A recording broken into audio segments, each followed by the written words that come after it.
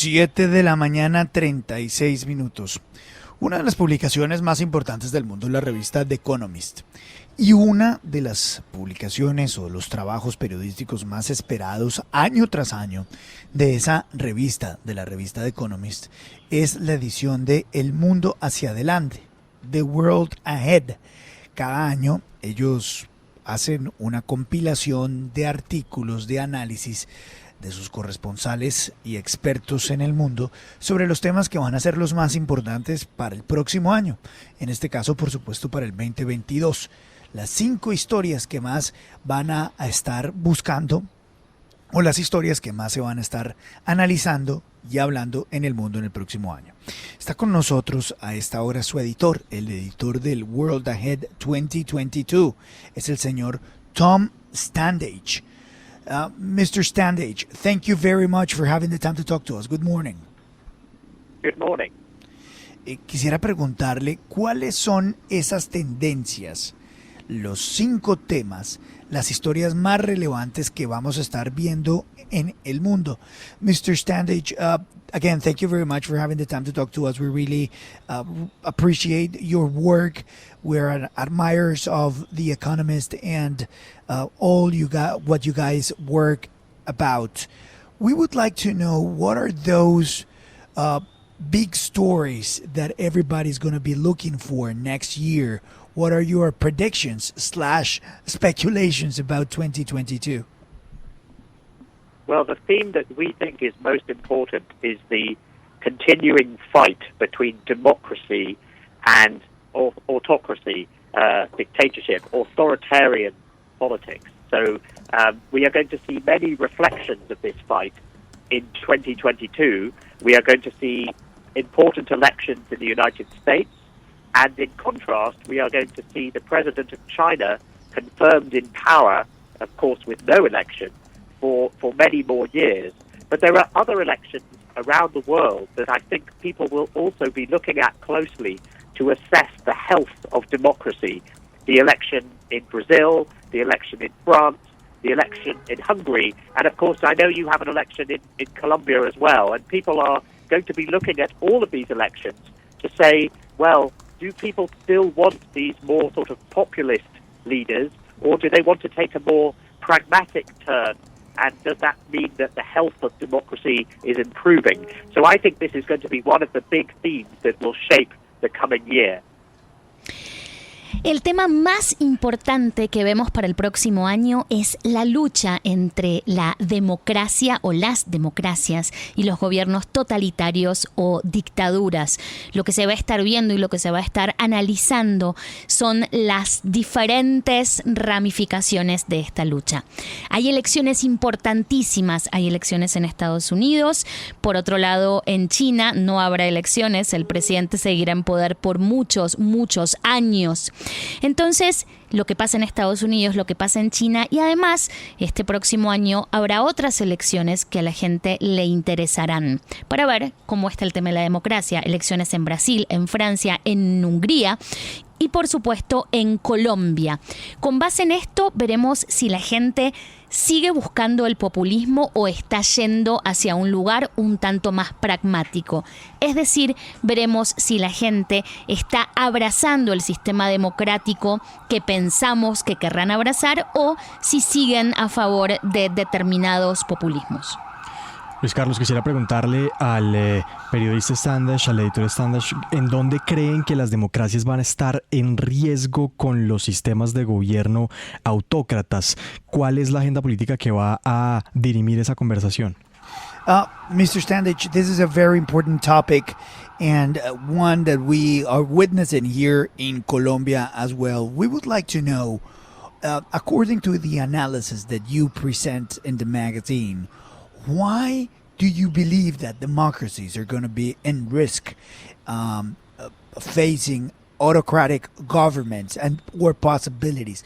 Why and how did we get here? Well, we have seen a recession in democracy since the financial crisis of 2009. And the response to that crisis led a lot of people to believe that elected politicians were not acting in their interests.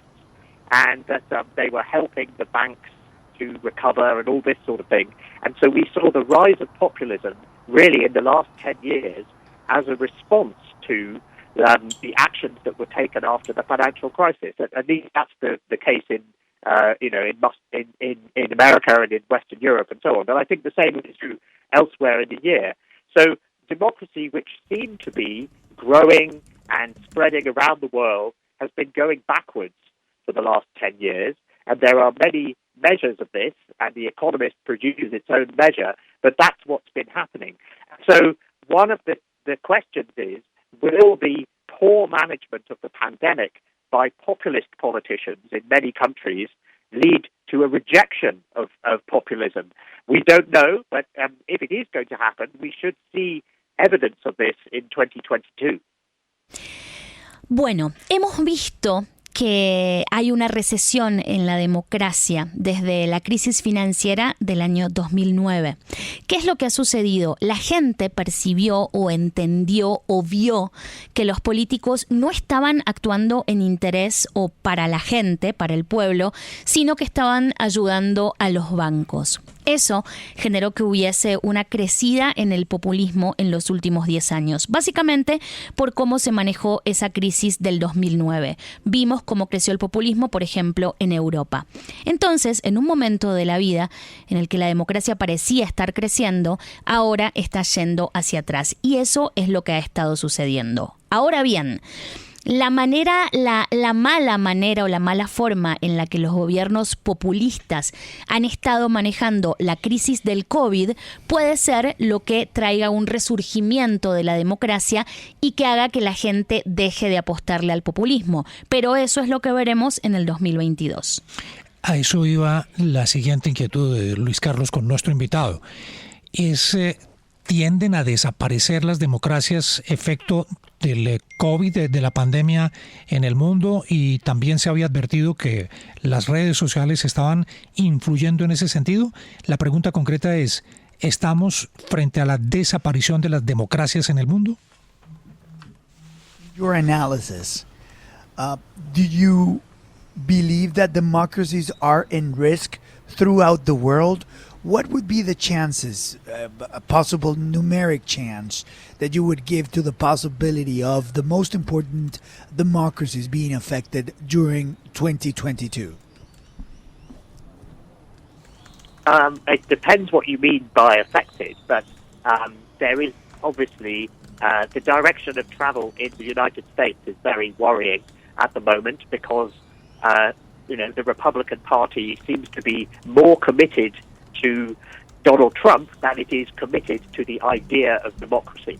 So that is very worrying. But that said, there are also signs from other parts of the world that people are getting tired of populist leaders, in part because they have done a bad job during the pandemic. So Brazil would be a good example of that, and Jair Bolsonaro is not popular at the moment, in part because of that. So it's a very mixed picture, and I think we should, we will see these results of these elections in 2022 very much through the prism of the health of democracy and what direction is it going in. Bueno, acá tenemos que hablar de que depende de lo que uno esté pensando. La pregunta de Luis Carlos fue si va a afectar las democracias y él dice que depende de lo que uno cree que implique afectar. Que en Estados Unidos, por ejemplo, hay un gran problema y es que los republicanos están más comprometidos con Trump que con la democracia per se y que eso es realmente preocupante. Pero por otro lado, en otras partes del mundo ya estamos empezando a ver señales de que la gente se ha cansado del populismo, probablemente por lo mal que han manejado la pandemia. Un caso emblemático sería el de Brasil.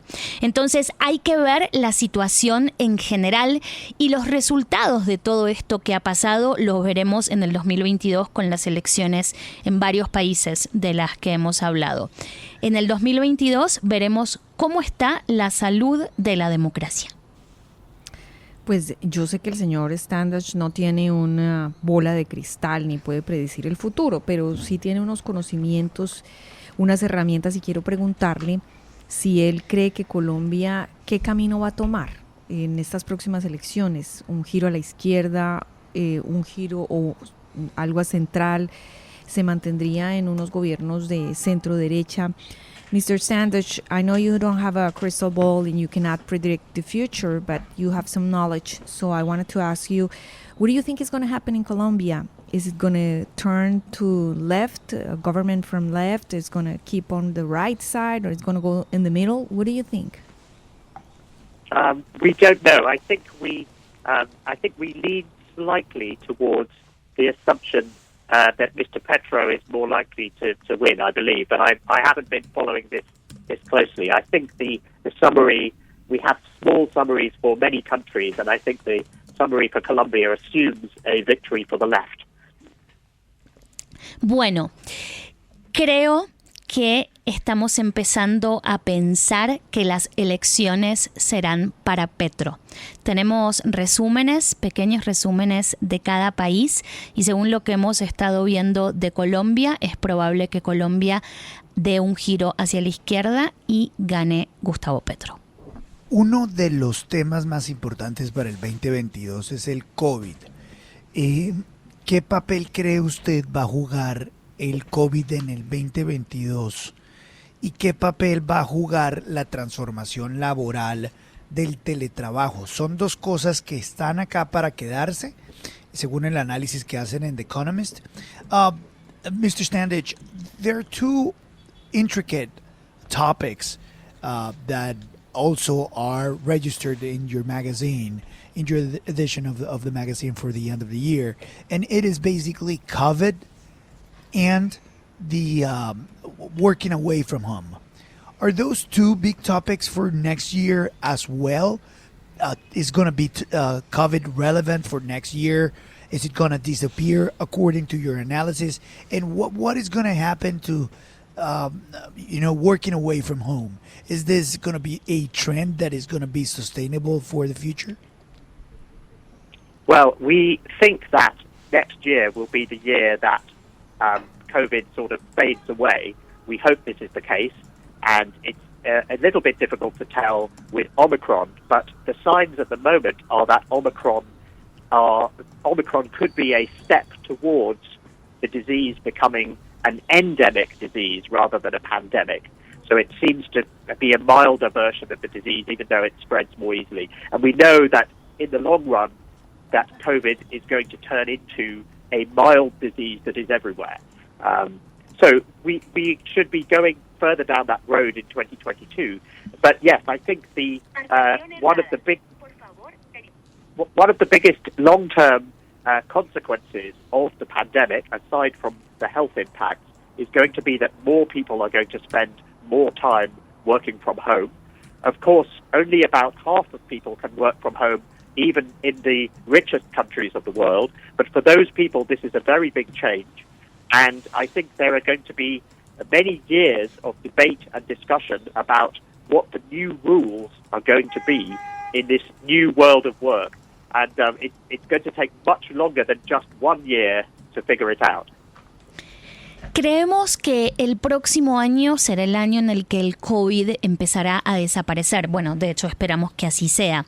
Con Omicron parece difícil, pero lo que pensamos que va a suceder es que efectivamente esto va a pasar de ser una enfermedad pandémica a una enfermedad endémica. Y que con el tiempo el COVID se transformará en una enfermedad de casi sin síntomas que estará dando vueltas por el mundo, pero que ya no será un problema como lo es hoy. Pensamos que empezará a terminarse y que este final empieza en el 2022. En cuanto a las consecuencias a largo plazo que deja el COVID, es justamente, Luis Carlos, lo que mencionabas, el teletrabajo. ¿Qué pasará con el teletrabajo?